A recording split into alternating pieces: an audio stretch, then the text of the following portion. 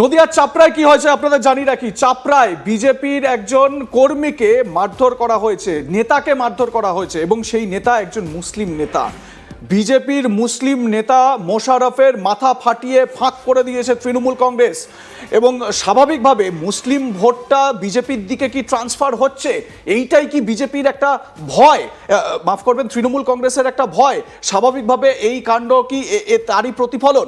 দেখুন, একদিকে এই বিজেপির এই যে নেতা, মুসলিম নেতা, তাকে কি অবস্থা করা হয়েছে দেখুন। তার মাথা ফাটিয়ে দেওয়া হয়েছে, তার গায়ে, সারা গায়ে একেবারে সাদা জামা কাপড়ে রক্তের দাগ ছিটে রয়েছে।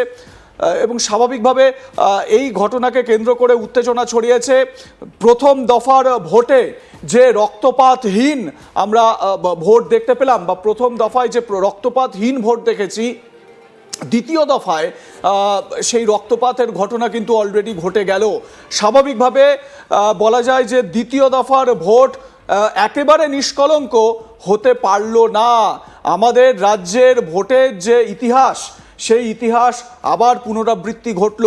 ভোটে রক্তপাত ঘটল, দ্বিতীয় দফার ভোটে মাথা ফাটলো বিজেপি নেতার।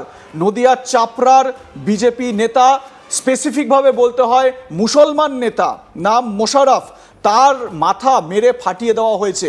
কোথাও কি এই ভয়টা তৃণমূল কংগ্রেসের রয়েছে? স্বাভাবিকভাবে এখানে অভিযোগ তৃণমূলের বিরুদ্ধে, এবং অভিযোগ কি রয়েছে যে মুসলিম ভোটে একটা বড় চেঞ্জ আসতে চলেছে, মুসলিম ভোট ট্রান্সফার হতে পারে বিজেপির দিকে।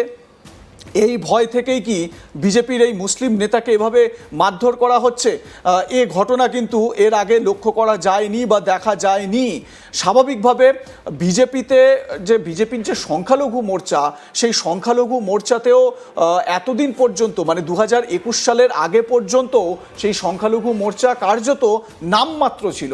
কিন্তু তারপর 21-এর পর থেকে সেই সংখ্যালঘু মোর্চাতেও যথেষ্ট উৎসাহ লক্ষ্য করা যাচ্ছে।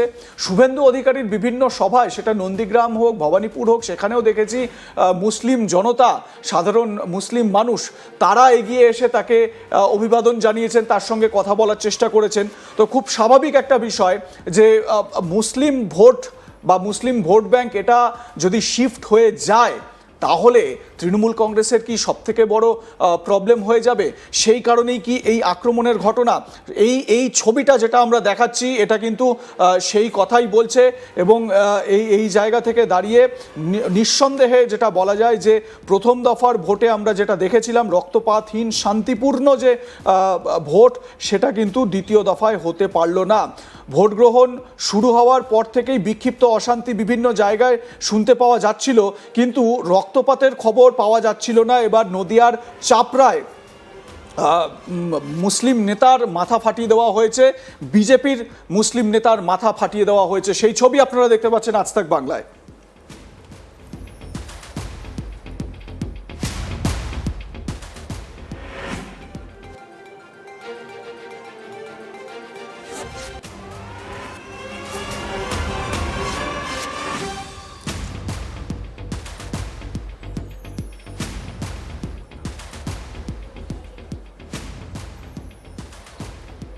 আমার সহকর্মী শুভজিৎ আমার সঙ্গে রয়েছেন এই মুহূর্তে। আমি সরাসরি নজর রাখবো নদিয়ার চাপড়ার ঘটনাকে কেন্দ্র করে। শুভজিৎ, কি হয়েছে আমাদের বিস্তারিত জানাও। বিজেপির মুসলিম নেতাকে এভাবে মারধর করা হলো?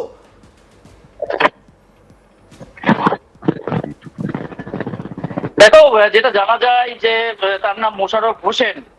তিনি চাপড়া বিধানসভার 52 নম্বর বুথের কিন্তু এজেন্ট ছিলেন। সকালবেলা যেমন এজেন্টরা বুথে বুথে ঢোকেন এবং তিনি যাচ্ছিলেন সেই বুথে কিন্তু প্রবেশ করার উদ্দেশ্যে। এরপরে যেটা অভিযোগ ওঠে, হঠাৎ তৃণমূল আশ্রিত দুষ্কৃতীরা তার ওপর চড়া হয় এবং তাকে কার্যত মারধর করা হয়, এমনকি তার মাথা ফেটে রক্ত বের হতেও দেখা যায়। কিন্তু এই ছবি সকালবেলা সামনে আসতেই কিন্তু রীতিমতো চাঞ্চল্য ছড়ায় গোটা চাপড়া জুড়ে। যেমনটা জানা যাচ্ছে যে নদিয়াতে সকাল 7টা থেকে কিন্তু শুরু হয় ভোট গ্রহণ প্রক্রিয়া, এবং সেই মতো কিন্তু চাপড়াতেও ভোট গ্রহণ প্রক্রিয়া শুরু হয়।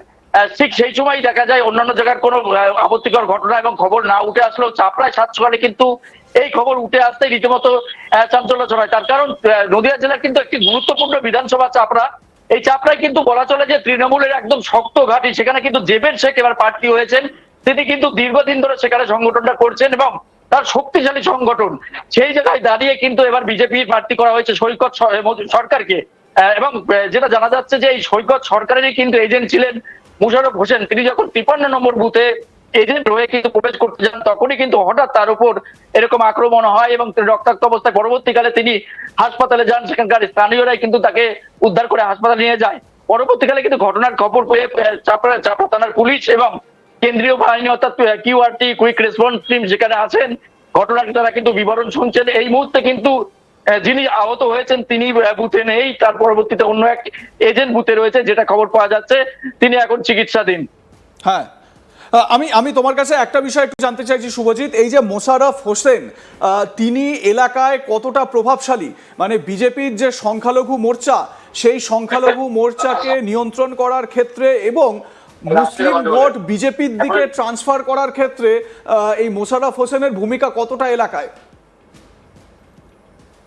দেখো, তুমি জানো যে গোটা রাজ্য জুড়ে কিন্তু বিজেপি বলো আর তৃণমূল বলো, মেরুকরণের রাজনীতি কিন্তু এই মুহূর্তে তুঙ্গে। তার কারণ যেটা যেমনটা জানা যায় যে বিজেপি কিন্তু হিন্দুত্বের লড়াই নিয়ে লড়ছে এবং তৃণমূল কিন্তু সংখ্যালঘুদের উপর নির্ভর করেই লড়ছে। অর্থাৎ এই মুহূর্তে কিন্তু দুই দলই, যে শাসক বিরোধী শক্তিশালী দুই দল, তারা কিন্তু দুই দলই কিন্তু মেরুকরণের রাজনীতি করছে, এমনটাই কিন্তু বারবার রাজনৈতিক মহলে উঠে আসছে। সেই জায়গায় দাঁড়িয়ে বিজেপির প্রার্থীর কিন্তু এজেন্ট এই মোশাররফ হোসেন, তিনি যেহেতু বিজেপির এজেন্ট, সেখানে কিন্তু তৃণমূলের তুলনায় তার শক্তি অনেকটাই কম। সেই কারণেই যেটা জানা যাচ্ছে এবং তাদের যেটা অভিযোগ, বিজেপির যেটা অভিযোগ, যে এই যে তৃণমূল প্রার্থী জেবের শেখ কিন্তু বরাবরই সেখানে ভয় দেখিয়ে সন্ত্রাসের একটা রাজত্ব কায়েম করার চেষ্টা করেছে এবং দীর্ঘদিন তার বিরুদ্ধে কিন্তু একাধিক অভিযোগ এসেছে। এর আগের নির্বাচনেও জেবের শেখ কিন্তু সেখানে কিন্তু তৃণমূলের কিন্তু একটি শক্তিশালী নেতা এবং তার বড় সংগঠন রয়েছে। সেই জায়গায় দাঁড়িয়ে বিজেপির দলের প্রার্থী কিন্তু মোশাররফ হোসেন, তিনি সংখ্যালঘু হয়েও কিন্তু বিজেপি